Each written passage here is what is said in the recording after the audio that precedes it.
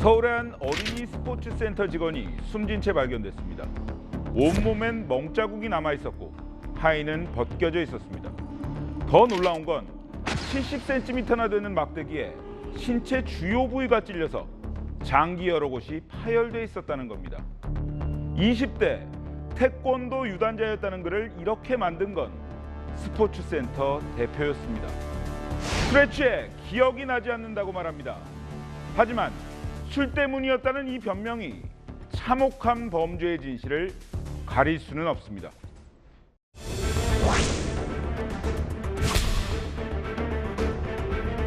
범행을 저질 수 있는 이유가 뭡니까? 피해자와 유족에게 한 말씀 해주시죠. 정말 죄송합니다. 막대기로 살해할 계획을 미리 갖고 계셨습니까?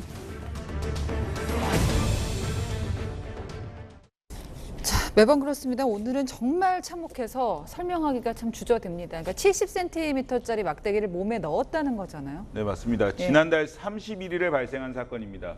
사망 당시 피해자가 어떤 상태였는지부터 들어보겠습니다. 양쪽 엉덩이가 시커멓게 다 터져 있었다고 얘기하더라고요. 내 얼굴에 빈틈 없이 보였는데 입술도 다 터져 있고.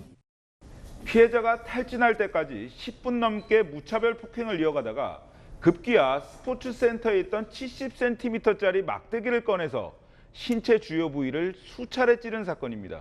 피해자는 장과 간을 비롯한 장기 여러 곳이 파열됐는데 경찰은 40대 스포츠센터 대표 한모 씨를 살인 혐의로 구속했습니다. 네, 도대체 왜 그랬을까요? 네, 처음에는 피해자가 음주운전을 하려고 해서 말리다가 폭행을 했다고 주장했는데 경찰은 신빙성이 낮다고 보고 있습니다.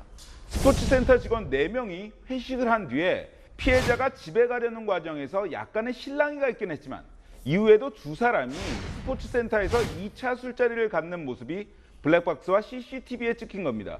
그러자 피해자의 행동에 화가 나서 훈계 차원에서 때렸다고 말을 바꿨는데 가해자 한 씨의 일방적인 주장일 뿐이고 막대기로 장기를 훼손한 부분에 대해선 술에 취해 기억나지 않는다고 하는 상황입니다.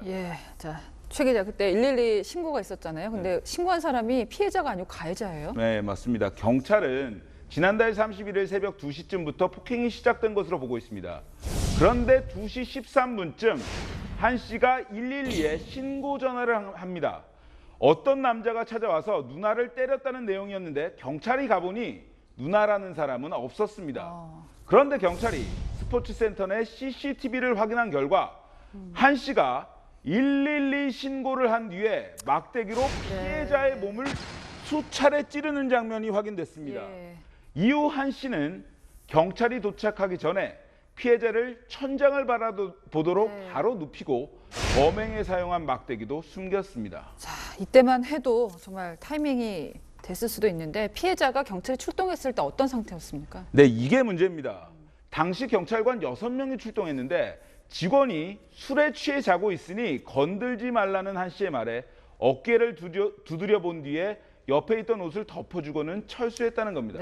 그런데 경찰이 이 CCTV를 정밀 분석하는 과정에서 중요한 사실 하나를 발견한 것으로 알려졌습니다. 한 씨가 막대기로 피해자의 신체 부위를 수차례 찌르는 과정에서 피해자가 처음 한두 번은 고통을 호소하는 것처럼 보였지만 이후에 별 반응을 보이지 않았다는 겁니다. 경찰은 출동 경찰관들이 현장에 왔을 때 이미 피해자가 숨져 있었을 가능성을 염두에 두고 있는데 출동 경찰관들을 상대로 한 진상조사에서 경찰관들이 피해자가 숨을 쉬는지 등을 제대로 확인하지 않은 정황이 포착됐습니다. 만일 이게 사실이라면 경찰이 치명상을 입은 피해자와 강력사건 용의자를 그냥 놔두고 돌아간 게 됩니다. 네, 경찰 대응도 문제고요. 하의가 또 벗겨져 있었는데 이건 왜 그런 겁니까? 네, CCTV엔 한 씨의 폭행 과정에서 피해자의 바지가 조금 내려가는 모습도 잡힌 것으로 알려졌습니다. 그러자 더 아프게 때려야겠다는 생각으로 아예 하의를 벗겼다는 건데 범행이 얼마나 잔혹하게 이루어졌는지 짐작하게 하는 부분입니다. 자, 이 사람이 어린이 스포츠센터 대표여서 더 경악스러웠는데 어떤 사람인지 좀 더 취재가 됐나요? 네, 어린이 스포츠센터를 운영한 건 2년 전쯤부터이고요. 최근까지 상당한 돈을 벌었다고 합니다. 그런데 그 이전에 한 차례 사업에 실패한 적이 있습니다. 그 이후에 매일같이 술을 마셨고 음주운전과 폭행으로 경찰에 입건된 전력도 있는 것으로 알려졌습니다. 예. 이런 사람이 심신미약이라고 감형받는 일은 없어야겠습니다. 사건을 보다 최석호 기자였습니다.